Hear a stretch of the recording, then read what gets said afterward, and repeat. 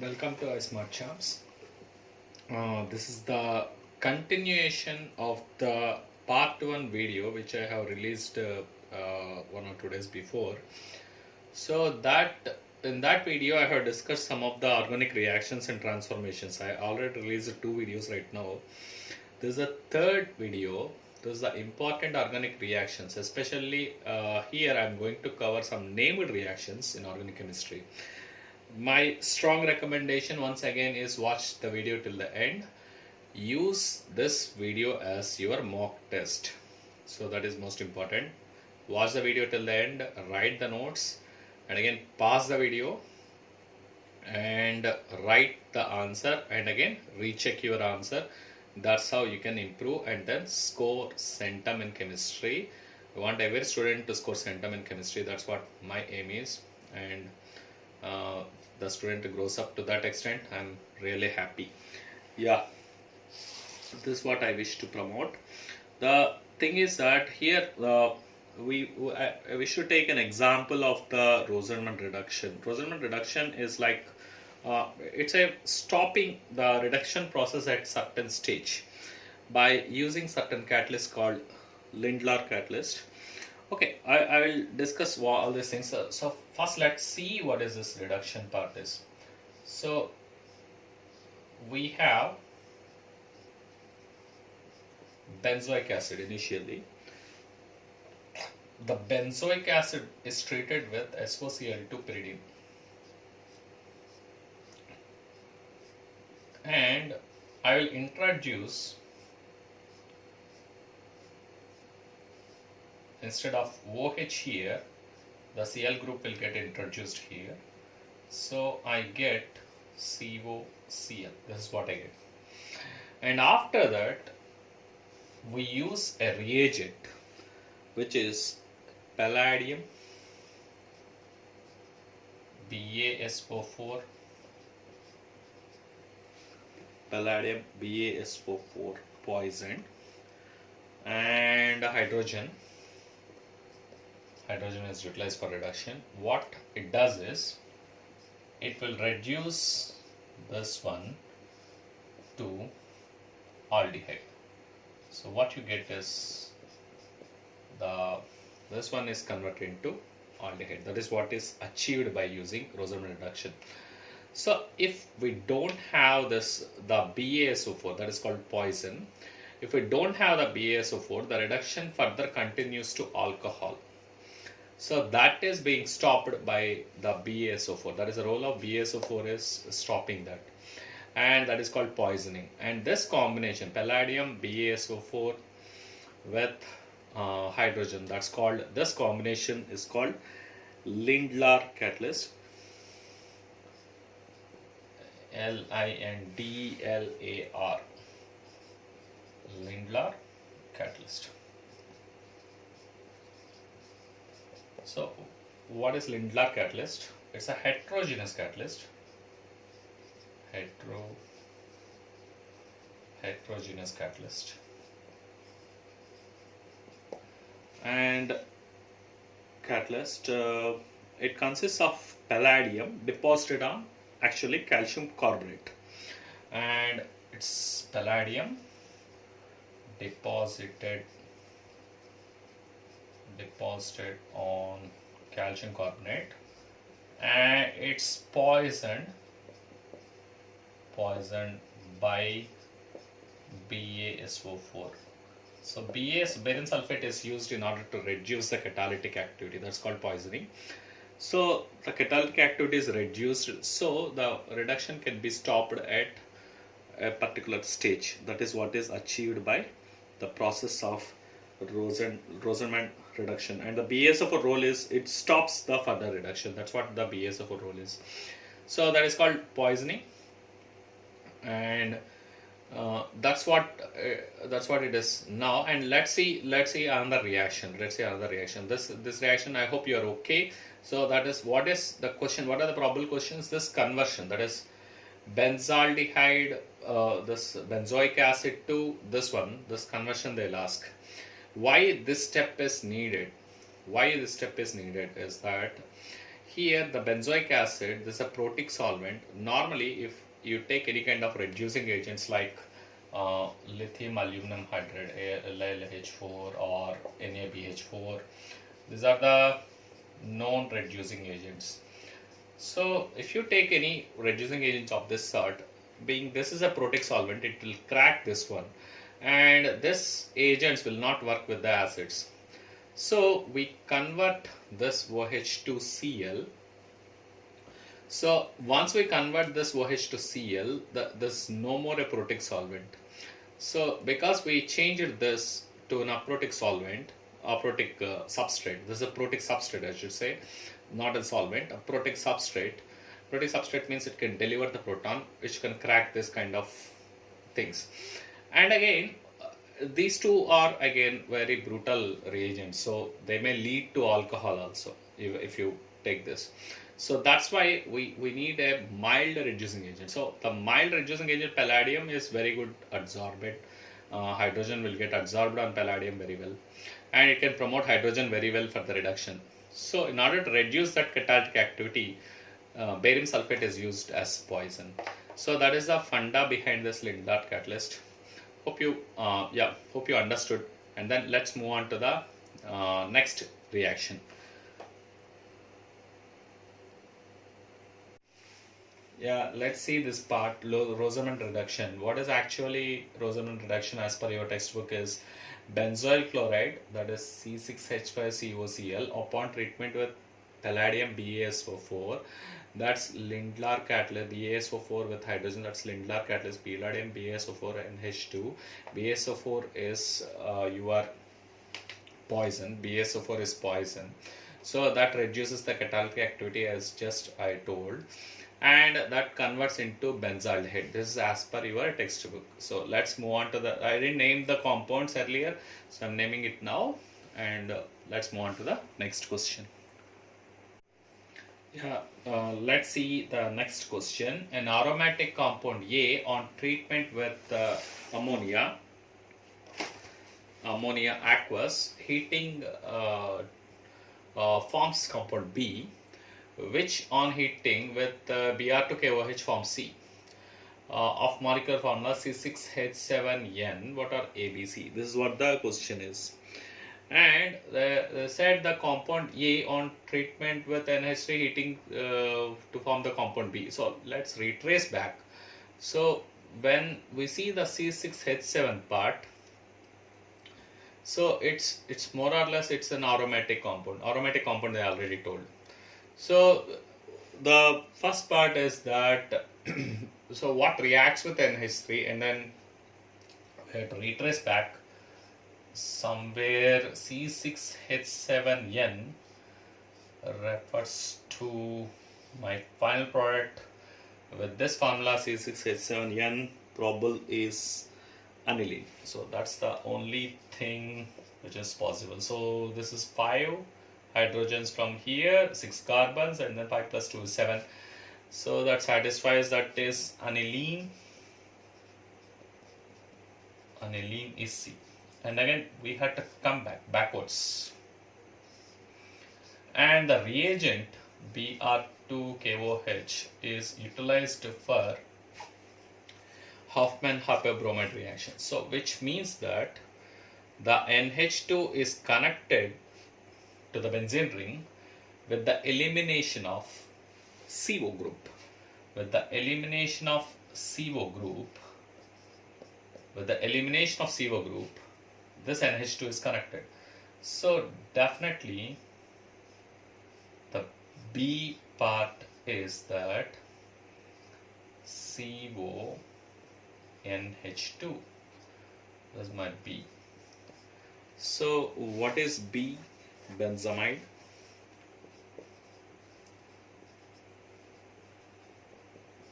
B is benzamide. And again I need to get benzamide from something. Upon treatment with ammonia, I should get benzamide, means upon heating with ammonia, benzamide means there is an elimination of water. That's what happening. So which means that my starting product is benzoic acid. That's how I identify. benzoic acid. Hence the products, this benzoic acid is my A, B, C. B is benzamide and C is aniline, and that's the reaction. So let's move on to the next question. Yeah, let's see the next question. Give reasons why methylamine in water reacts with FeCl3 to precipitate hydrated ferric oxide. So the answer is like this. Due to plus effect of the CH3 group, CH3 group is a electron donor. So because of the plus effect of the CH3 group, the nitrogen, whatever is there, it becomes more powerful to donate the electrons. It becomes more proactive. It can donate the electrons better. So methylamine is more basic than water. So obviously because of this nature, electron donating nature increases because of the CH3 group. So it becomes more basic than water. Therefore in water the methylamine produces OH minus ions by this reaction. CH3NH2 plus H2O, CH3 NH3 plus OH minus, like this. It will accept the protons from water and then OH minus ions are released. So the FeCl3, what happens now is the OH minus ions, whatever are released, the FeCl3 will react with the OH minus ions. So OH minus ions, that is FeCl3 undergoes hydrolysis by combining with the OH minus ions from water to give reddish brown precipitate of FeOH thrice. So FeCl3, 3OH minus, FeOH thrice. This is the reaction. So the further Cl minus is left out. That's anyway, that's known fact. Cl minus will be left out and taken up by the solution, and Cl minus is taken up by this one. So that is CH3NH3 plus Cl minus. This is anyway formed. This is anyway salt, so it will dissolve in condition. So that's what the crux is. The next one, once again I'll go through. So due to the plus effect of CH3 group, so CH3 group, what it does is it can donate the electrons to NH2, and the electron donating nature of this nitrogen is increased. So the reason it can pick up, the basicity will increase, so it can pick up the proton from water. So that's what happens, it picks up the proton from water, leaving the OH minus ions. So this OH minus ions in turn will react. OH minus ions will in turn react with FeCl3 to form FeOH thrice and Cl minus. Cl minus is taken up by the positive ion what is formed over here. So that's what the reason is. Okay, let's see the next question. Yeah, let's see the next reaction. Very important, Friedelcrafts acylation. What is this acylation? Let me write the reaction first. So let's take the benzene ring. We'll take benzene ring and CH3COCl. This is acetyl chloride. On treatment with this one, in the presence of AlCl3, aluminum chloride, anhydrous. So this is similar to our Friedelcrafts alkylation. So what happens here is, on the benzene ring, COCH3 will sit on the benzene ring. What is this one? Is the acetophenol. So this reaction is called Friedelcrafts acylation. This is called acyl group. CSCO is called acyl group. That's why it's called acetophenol. How this acyl chloride is made is like this. We have acetic acid. Acetic acid will be taken, and when we treat with SOCl2 in the presence of pyridine, so what we get is CH3COCl. Here what happens actually here is the formation of an electrophile. This is also an electrophilic aromatic substitution type reaction. So the electrophile will form, that is CH3COCl will react with the AlCl3 to give something like this, CH3 C triple bond O plus, like this it will form. Of course, I'll say oxygen will gain this positive charge, and the chlorine will be taken up by AlCl3 to form AlCl4 minus. This is the kind of complex it forms. So this is the electrophile which will give the electrophilic aromatic substitution. So that's what the reaction is all about. So that's the Friedelcrafts acylation reaction. Let's move on to the next reaction. Yeah, in this one, let's see the similar set of reactions like Friedelcrafts acylation. So the first one is like this. So we have benzene ring, benzene, on treatment with the acetic anhydride. This is the structure of acetic anhydride. So if you remove water from acetic acid, what you get is acetic anhydride. Acetic anhydride on treatment with AlCl3 anhydrous. So you get the same product as, that's acetophenol. Here also you get this kind of electrophile is what is formed. AlCl3, the other counterpart is O minus. I'll tell you, this is a little bit complicated. This oxygen is bonded over here, and that's COCH3. This entire thing forms a complex. So don't worry about this complex. This is the electrophile what you need to worry about. And actually this acetic anhydride is broken by this AlCl3, and the negative part is taken up by this one, and the positive part is left for the electrophilic aromatic substitution. That's what the crux is. Okay, let's see another one. Yeah, similar set of reaction is that with chlorobenzene. The chlorobenzene is taken, and again we have this one, acetyl chloride, in the presence of AlCl3 anhydrous AlCl3.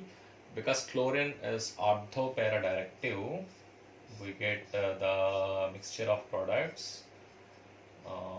This chlorine and of course this is minor. And why? Because this repulsions are more since they are closer, and the para product is like this. The para product you can write like this. This is the para product. So this will be major product because the repulsions are minimum between these two groups. So that way we can see the next kind of reaction. Next reaction, let's see. One more reaction is available. Okay, let's see. Yeah, this is the one more reaction is that we have OMe. I mean we have over the benzene ring, OCH3 group is there, and we treat with this with CH3COCl. So in the same anhydrous AlCl3, so this is also ortho-para-directing, so it's a ring activator, so we'll get the similar kind of stuff. OMe, Me refers to CH3 group, so this is COCH3.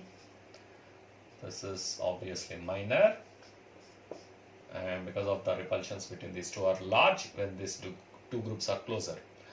And next this will be major product because repulsions are minimized if the substitution is happening at the para position. So this will be major product. That's what the reaction is. Let's see another set of reactions. Yeah, let's see the next question. phenol on treatment with bromine in presence of carbon disulfide. CS2 is carbon disulfide at 273 Kelvin gives mono substitution product. That's what the question is. You can write the question. I could not write all the question. So gives mono substituted product. This is a minor product, which is the ortho substitution, and the para substitution is the major product. That is well known. But why the mono substitution in the case of CS2, carbon disulfide?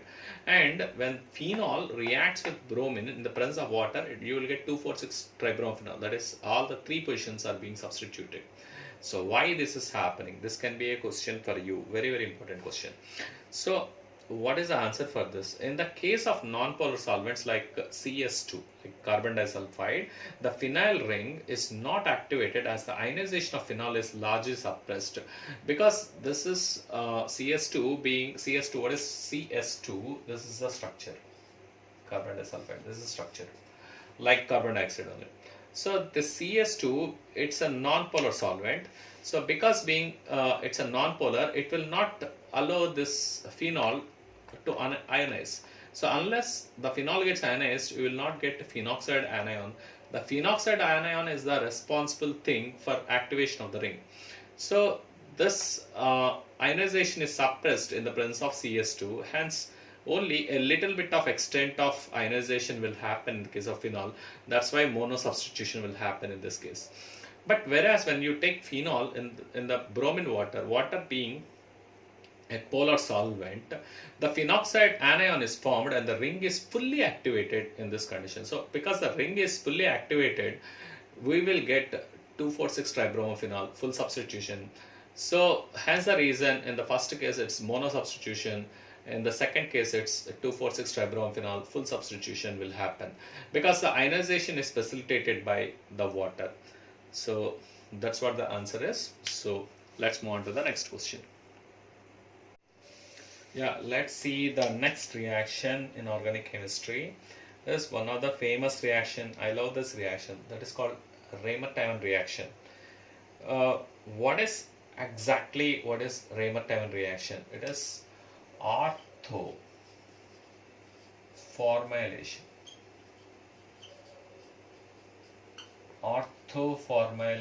of phenols in presence of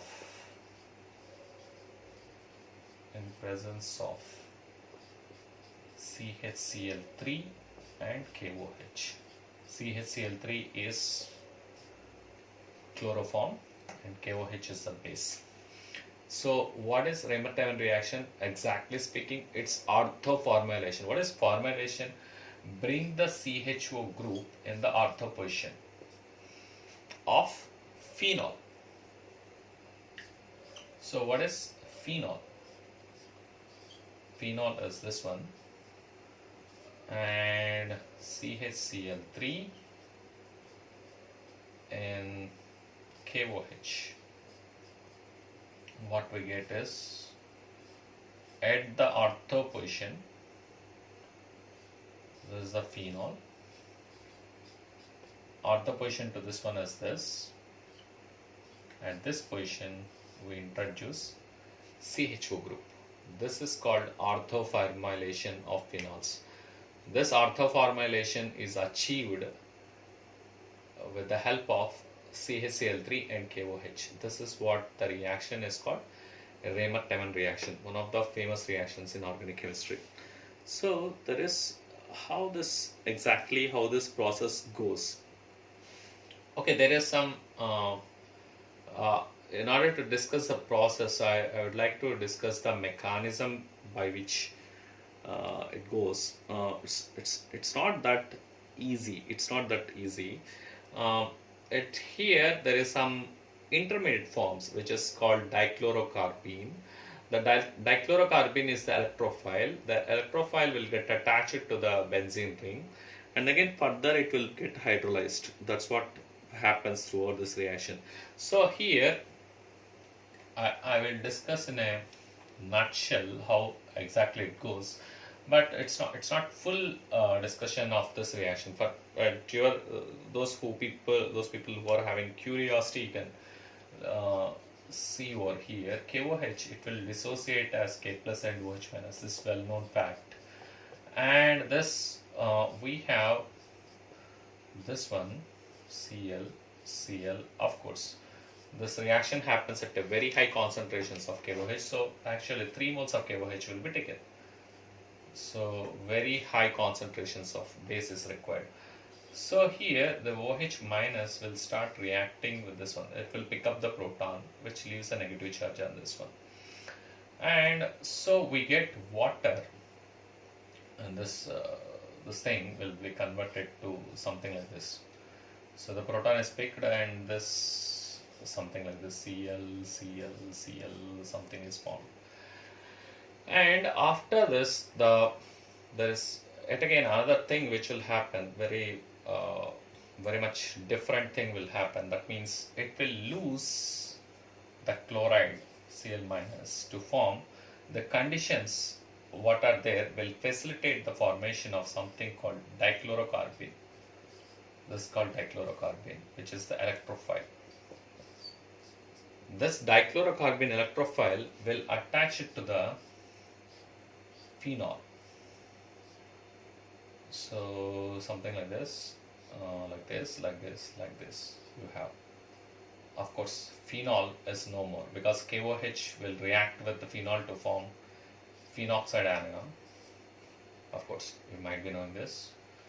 And this electron charge shifts like this, and then this charge, electrons will shift like this to take dichlorocarbene. And here the hydrogen, this hydrogen gets rearranged inside this. So it's a very complex reaction. So it gets rearranged. So it forms an intermediate of this kind.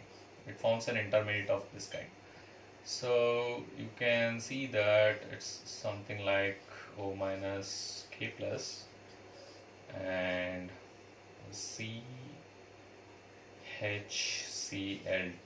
This is the intermediate. This kind of intermediate will form. And this intermediate will undergo this two chlorines. I'll write like this.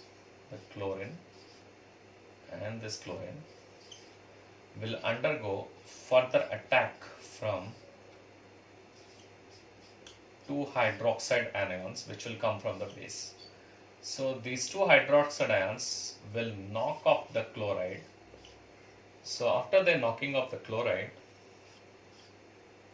this one will form something like this, O minus K plus and CH, OH. Because of the repulsion between the lone pair on each oxygen, once the OH comes and sits there, because of the lone pair repulsion, and because that creates instability. So on a single carbon, two OH groups are unstable. So the reason on its own, because of the repulsions, it will lose water molecule. So the water molecule will be lost. And once the water molecule is lost, what do we get is this one. So O minus K plus, this one is, this is the salt of the salicylaldehyde sort of thing. So here this is called the salt of salicylaldehyde, and again further you need a acid wash in order to retrieve our salicylaldehyde. So this compound what is produced is called salicylaldehyde, and that's how the orthoformylation of phenols is achieved by Raymond-Taven reaction. Very fantastic reaction. I love this reaction. Yeah, hope you enjoyed this. Let's move on to the next question. Let's see the next reaction. That's called Kolbe's reaction. What happens here is we have phenol in the presence of KOH. It will form potassium phenoxide, which is nothing but the phenoxide anion. So that's phenoxide anion on treatment with CO2 in the first step, and in the second step it's H3O plus. So when we do this treatment, what we get is this one, which is called salicylic acid. Of course, this acid wash also we're doing, so we get directly what we get is salicylic acid. Salicylic acid. That's the reaction. So this is salicylic acid. Salicylaldehyde is this one. This is salicylaldehyde.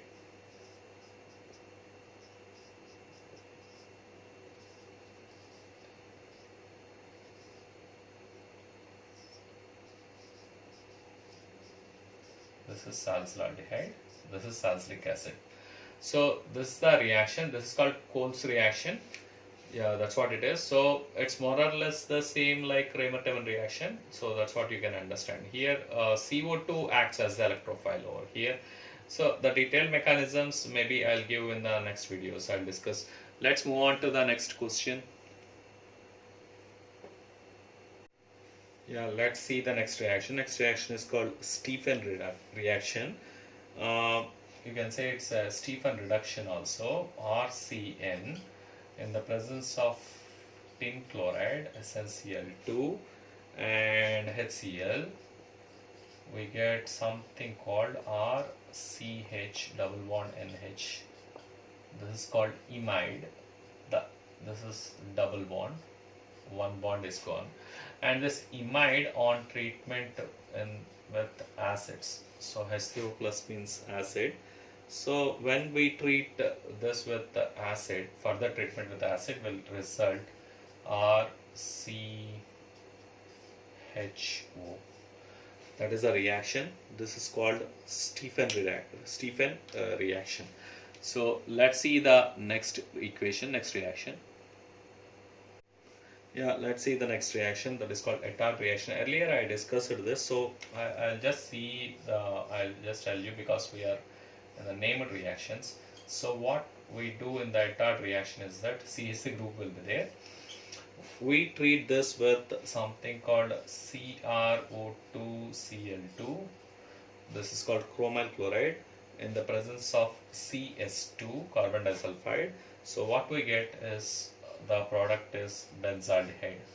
So the CH group gets converted, CH3 group gets converted into CHO group. That's what is Ettard reaction.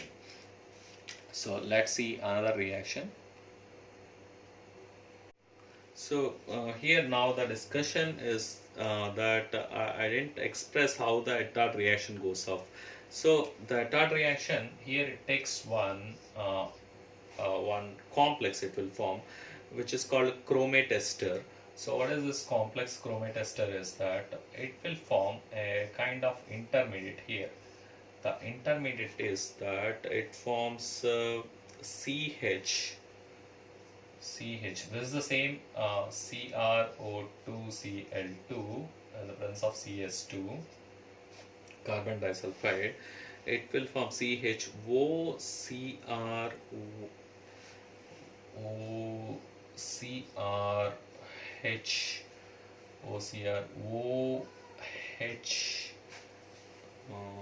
OCrOHCl2, yeah, Cl2 twice. So here that's what it happens. So two hydrogens are replaced by these groups, and this on further treatment with an acid we'll get this one. So that's what the reaction is all about.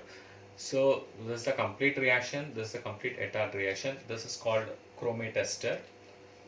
So that's what you can remember. Okay, now let's move on to the next reaction. Yeah, the next reaction is Gutterman-Koch reaction. What is Gutterman-Koch reaction? We'll take benzene, and benzene in the presence of CO, carbon monoxide, HCl, carbon monoxide, HCl, and AlCl3 anhydrous, and CuCl. or CuCl. We have these are the reagents what we take. So what we get through this reaction is directly benzaldehyde. That's the Gattermann-Koch reaction for you. So next one is called Clemmensen. Clemmensen Clemmensen reduction. What is this Clemmensen reduction? Conversion of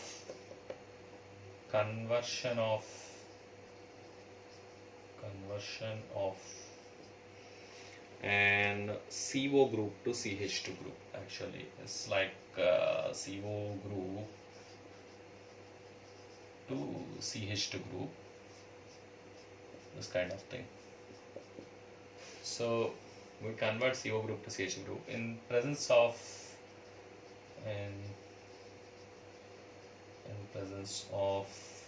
zinc amalgam and HCl. So what is this reaction is all about? Suppose let me consider kind of stuff like acetone. So acetone on treatment with zinc amalgam and HCl. So this double bond O is converted into CH2 group. So here instead of C double bond O, it's replaced by CH2 group, and water will be lost. So the oxygen, there are 4 hydrogens are participating. 2 hydrogens will sit here, and like 2 hydrogens are taking this oxygen. The hydrogens are coming from HCl. So that means you can think of this like this. So something like this. This 2 protons. It's like a technique you can remember. So this is delta minus oxygen, 2 minus charge on oxygen. So this 2 protons will capture this, and this position is replaced by another 2 hydrogens. Something like this you can think of. Okay, that's what the reaction is. That's what the Clemmensen reduction is. Let's move on to next question. Yeah, the next reaction is called Wolff-Kishner reduction. What is this Wolff-Kishner reduction? Whatever is achieved by the earlier reaction, Clemmensen reduction, it is achieved in a different path. So here mercury is being avoided in this reaction. That's the beauty. So here we'll take acetone, we'll treat with NH2, and in the presence of water. So when we treat this, we get this NH2 is what we get. The water will be lost during this reaction. So here the next part is we'll take here you can see this like this. So here this NH2, the water will be lost like this, minus H2. So this reaction and by the way NH2 is called hydrazine.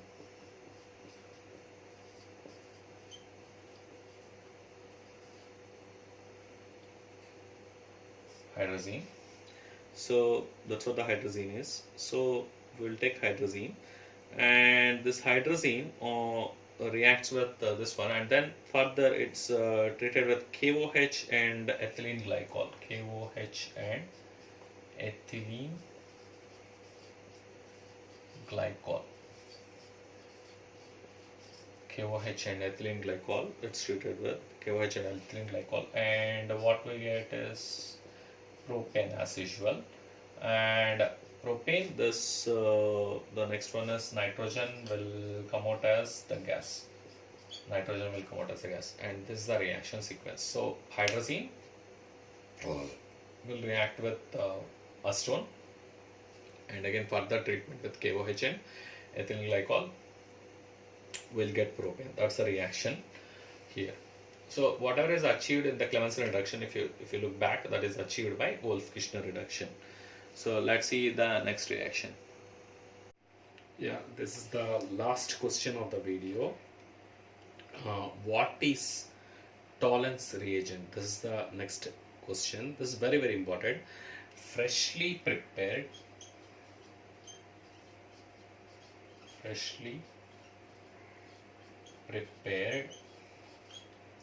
ammonical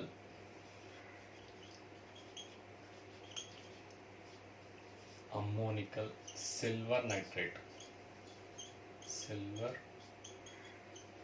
nitrate solution is called tolerance reagent.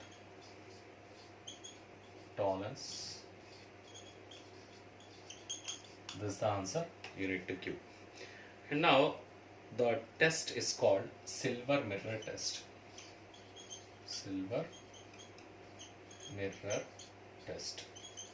So why it is like that is the silver gets deposited because of oxidation of an aldehyde. So this is used to test aldehydes actually. So when you have RCHO and in the presence of 2AgNH3 twice plus, of course 2 plus you can write, so okay, Ag will have plus charge, so this is the one, so plus 3 OH minus plus 3 OH minus, that gives RCOO minus plus followed by 2Ag. So the silver is getting precipitated and H2O and with the release of 4 moles of NH3. So this is what happens in this reaction. Here, the whatever the silver deposited inside a test tube, so that forms a polished surface, and the other end looks so from outside it looks like a mirror. So that's called, because the mirror behavior is formed because of the silver deposition, is called silver mirror test. And here the aldehyde is being oxidized to its corresponding acid actually. So when we treat with the acid wash, when we do an acid wash, this can be retrieved. This is in the form of salt actually, this salt of the acid, corresponding acid. So that's what the silver mirror test is, to test whether the given thing is an aldehyde or not. The silver mirror test is useful. So hence the video, yeah, watch this and then write the notes and then replay the video and then try to do a mock test. Yeah, all the best, and if you like the video, please subscribe.